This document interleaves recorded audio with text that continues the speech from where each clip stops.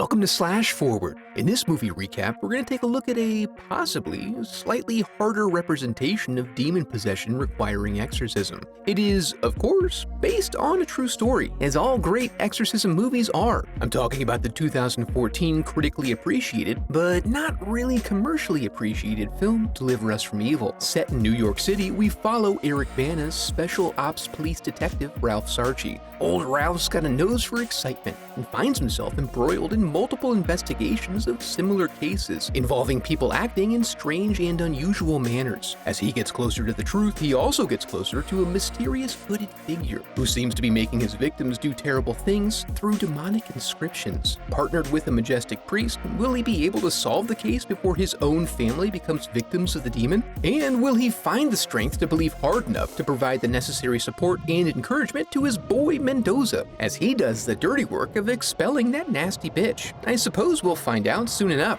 Feel free to drop a comment with your favorite exorcism-based film, whether based on a true story or a fabrication. And while you're here, check out some other videos to brush up on your demonology. Let's get to it. We open on the dunes, which I will say a few times for the SEO. Dune, dunes, Spice Dune, Oscar Isaac, etc. It's all just so sweet coming off the tongue. We're in Iraq in 2010 during a military conflict. As the soldiers move into the dark palms, the behavior of the local fauna becomes concerning, but they find their enemies and make quick work of them, uncovering the opening to a large pit in the process. It only makes sense to look for more combatants, so they venture into the tunnel and continue on, despite the putrid aroma. They end up losing video, so all we know is that something was there and it made them scream, presumably in a bad way. We then flash forward to 2013, New York City, specifically the Bronx. Sergeant Sarchie has responded to a call regarding an unusual bundle found at the bottom of a dumpster, which we learn to be a baby. The trauma of witnessing this knocks loose a fault line in Sarchie's brain. Later on, we find he and his partner Butler trolling the streets.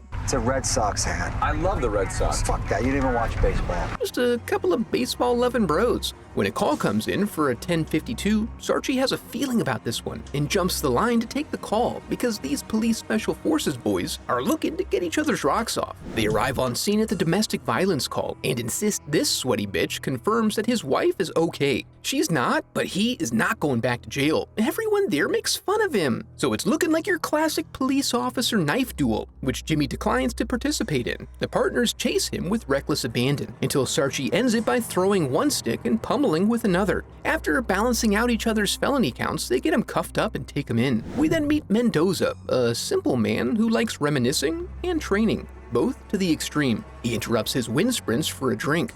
You're all sweaty. Well, he's wearing a wool cap. He knocks back his brown and always leaves the ladies wanting more. We then catch up with what's going down at the old Bronx Zoo. Apparently, a woman rolled up at closing time and tossed her toddler into the lion pit. She's suspected to be hiding out in the faux wilderness nearby somewhere. They needed special ops to take this one because the power went out, and they can't trust just anyone with this advanced technology. Butler learns that the carousel runs on auxiliary power, and also that bears are loud. Sarchie learns that all animals are nocturnal, and that moms love digging. When they try to ask some questions, all she does is babble about breaking through to the other side. Then Sarchie notices that there's been a maintenance worker lurking in the shadows this whole time. He walks off because he's late for his heroin appointment, but Sarchie would like a word. Unfortunately, he is transmogrified into multiple lions. Sarchie keeps his cool and manages to back away slowly, only pulling a minor boner when all is said and done. The next morning, we soak up his rich and sporadic home life as Sarchie takes in his daughter Christina's game with his wife Jen. When he finally gets back to his true home, he finds Mendoza leaving with Jane. Mendoza explains that he's a majestic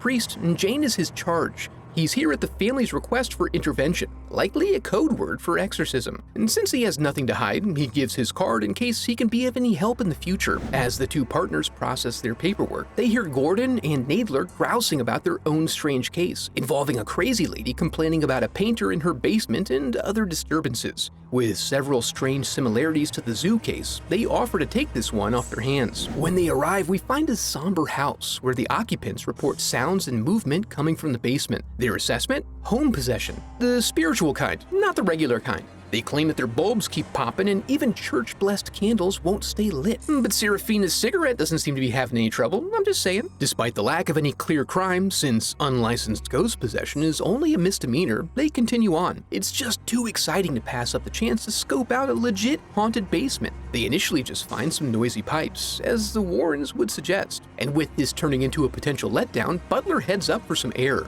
But he leaves right before Sarchie turns a corner into all the black magic stuff. As he searches for clues, a man suddenly pops out, and the man looks at him. Then the man's tummy suffers a partial eruption. They're able to confirm he was one of the two painters, so now they're wanting to find and question the other. Unfortunately, they never got a good look at him due to his incessant hood wearing. So they instead start at David the painter's apartment, which they find to be similarly unlit and rancid. You'd think that maybe a daytime investigation would be in order, but you'd be wrong, because they quickly find some photos connecting Dave to Jane from the zoo by marriage and to Jimmy the scummy wife beater by military service. Now there's another dude they have to try to find, but there are also distant sounds of chains rattling and children laughing. They go in slowly with their eyes halfway closed just in case there's something gross. But it's just a dog. Oh, and also Kitty Jesus. On Sunday, before she and Christina go to church, Jen decides that their 5-minute interlude is the ideal space to surprise Sarchie with the news that she's preggers. This is a happy and stressful event due to his unwavering dedication to chasing down his demons. And then, no sooner does she leave than their fish turn cannibal. I really hate it when that happens. When he gets to the station for his shift, the zoo video clips are ready for viewing. Plus, Mendoza is there to see if he can take a peek at them as well, to support his hypothesis that Jane is possessed. Sarchie won't allow it, so Mendoza settles for asking just to be notified if they see anything creepy. Before this, they get info on the third military guy, whose name is Mick Santino. The trio served together and were discharged together for cutting up the platoon chaplain. Also, David's cause of death was willingly drinking 2 gallons of paint thinner. Then they watch the video, which shows Santino casually observing as Jane tosses her kid. He then returns to his job because he takes pride in his work. Then Sarchie hears some static and laughing children, but Butler doesn't hear it. They watch as Santino seems to be giving the lion orders, and then Sarchie suffers a brief visual hallucination. At home, as he tries to unwind with the customary beer and some printed news, his family comes home to ruin it, but he shows them who's boss. When confronted by Jen, he confides that he's haunted by the recent slate of child abuse cases he's had. So you see, it is he who should be the recipient of their sympathy and attention.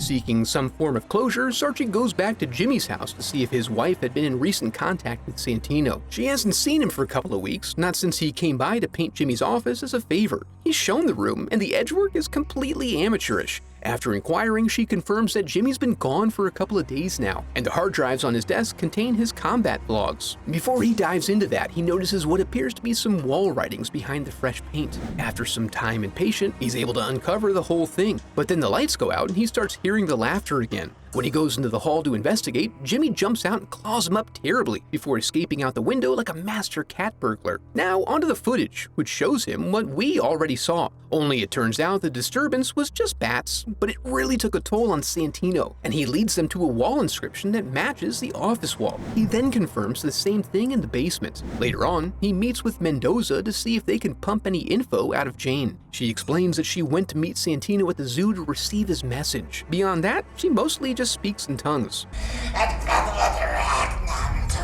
Sarchie tries to calm her with the wall script, but he does so by sticking his arm in there, which is not recommended. Mendoza gets her to calm down with some Latin phrases, but he's definitely going to require a few shots and a Z-Pack. After they settle their nerves, they prepare to enjoy some libations and compare notes. Mendoza reads the wall script and confirms it says something about a gateway or door. He then whips out a recording of his first intervention as a priest. He wasn't a true believer and tried to bring a family some comfort by performing a ceremonial clearing of their house, but it turned into a full-blown exorcism. Sarchie listens in and hears pure chaos.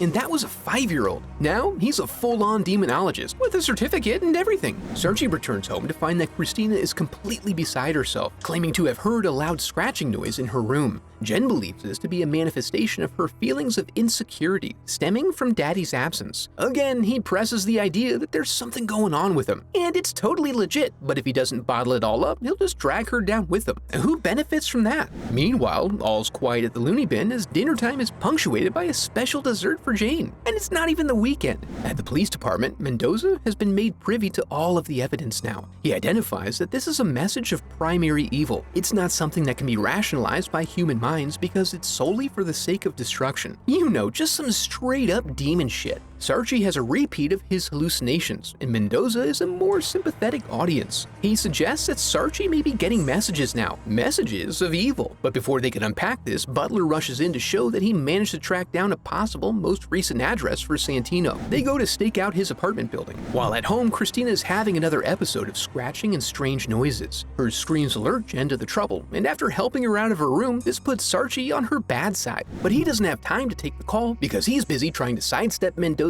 attempt to get him into confessional. He warns that any unabsolved evil inside him may be used against him by the demon. Santino then returns, so they rush in to confront him, but they bust in and clear the rooms without finding a trace. Sarchie is drawn into the hall by some music playing, and they catch a glimpse of Mick on the elevator. Butler takes the stairs while Sarchie waits and confirms he's gone to the basement. Then he takes the elevator down. Sarchie makes his way through the basement, following the sounds he's been hearing, which seem to be related in some way to his greatest sin. Santino uses this tactic to distract him long enough so Jimmy can pop out of the piano and grab it. Man, if I had a nickel. While Jimmy's doing work in the basement, Santino cuts off Butler on the stairs. He's looking to spill some blood, but Butler is no easy target, and he ends up going double knivesies to give himself the greatest chance of rending flesh. Despite his clear expertise, Santino gets the best of him. He's now too injured to properly defend himself, and what could any of us do after getting hit with that baby T-Rex technique? He slips the pig side of his hatchet under the vest and pulls a nice arterial flow. Downstairs, Sarchie is being taken into deep waters, but then Mendoza shows up to provide a helping hand. He's able to complete his procedure, which ends with him singing Jimmy to sleep. After his brain becomes resaturated with blood, Sarchie cuffs Jimmy and runs to find Butler, which he does. Now, after seeing all that, Sarchie's ready to cleanse himself. He starts with some small stuff, like when he stole a candy bar, and that one time he crop dusted a guy on the escalator, and then finishes by mentioning that he killed a guy in cold blood. He happened to run across the most recent crime scene of a local serial killer. This is where he heard the sounds that haunt him during his hallucinations, and the culprit returned to the scene to soak in the aftertaste. Sarchie gave chase, caught him, and pounded his face until it was nothing more than a wet pile of goo. He's had an oily darkness growing inside of him ever since. I absolve you from your sins. Easy peasy, my dude. Despite his progress, the scratching continues at home, flushing Christina out of her room where she's confronted by Santino. Then, as Sarchie drives back home, Jane drops in to deliver a message. She seems to have suffered several injuries, and to make the message explicit, Santino calls him from his home number. When he gets home, Santino explains that his family will die if he doesn't find them, but he'll only tell him where they are if he lets him slide into his mind hole. After he declines, Mick rips a pipe off the wall that seems to contain an excessive amount of steam for an exposed pipe. I mean, how hot was that pipe? And was it a hot water pipe, or was it just part of a steam delivery system? At any rate, they get him cuffed and bring him in for questioning. He mostly just leaks all over the place, prompting Sarchie to send the men off so Mendoza can begin his special interrogation technique. He does his best, but it's hard to concentrate with Santino basically screaming in their faces the whole time. Mick starts to peek through, but Mendoza recognizes the game being played here. He then foolishly gets within bite range, but in a twist, Santino cranks up his own leg and starts biting on it. Mendes nearly exhausts his supply of holy water, which elicits an unexpected crown of thorns. They then reach the final phase before the demon would typically reveal his or her true voice. Here, Mendoza fails to follow his own advice, listening to the prodding of the demon and falling victim to his own sins. But Sarchie helps him regain his focus and shift back to controlling the room like an alpha. This causes Santino's neck to go Gumby before it finally reveals its name. This gives Mendoza full power over it. This is the phase where things get real. However, through their persistence and tenacity, Mick eventually returns to them, surely confused by the current state of his body. What does this mean for Sarchie's family? Through some vague recollection in the back of Mick's memory, their location is revealed and they are soon reunited. From then on, we assume, Sarchie resolves to only work part-time. 7 months later, at their new baby's baptism, Ralph Sarchie renounces Satan, officially. Oh yeah, and we're reminded that this was totes a true story, for real you guys, as are all good exorcism movies. That was a pretty good movie, but I'm a bit on the fence about whether it was really good or leaning more toward average. It definitely had a great atmosphere and it looked fantastic. And I'm a fan of films with a nice slow burn that pay off well at the end. Although, in this case, I got the sense that it was trying more to mimic other movies like it rather than doing its own thing. Unlike The Exorcist 3 or 7, this one simmered a bit too low and for too long. The ending sequence was great, but you have to go through so much to get there. I think, in that regard, it could have been a bit more efficient. However, I also think that it's worth checking out, especially if you're specifically looking for options within this subgenre. Before we go, I'd like to give a huge thanks to my donors, memorialized in the Hall of Headshots.